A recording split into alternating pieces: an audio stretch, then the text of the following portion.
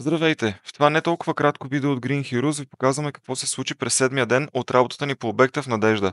За наша изненада и без каквато и да е уговорка, сутринта днес пристигна екип от двама работници на Топофикация. Момчетата бяха твърдо убедени, че трябва точно днес да влязат в абонатната станция и да сменят топомерите.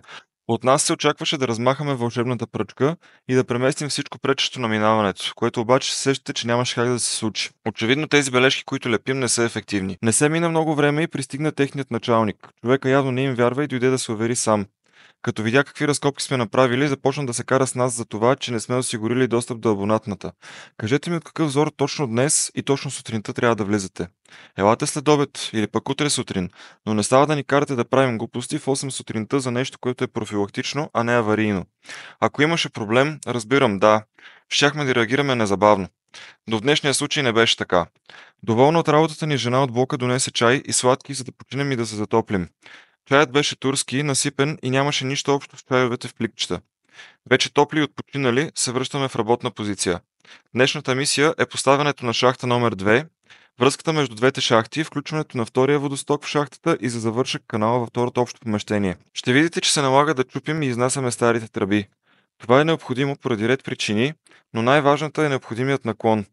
Веднага след като се уверим, че всичко е точно, започваме да зариваме готовата част, притъпкваме за да сляга и продължаваме напред.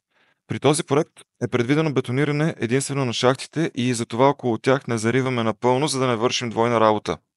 Преминаваме към общото помещение, където трябваше първо да съборим кофража и да разкрием около тръбата, а след това и да отрежем и махнем старата част.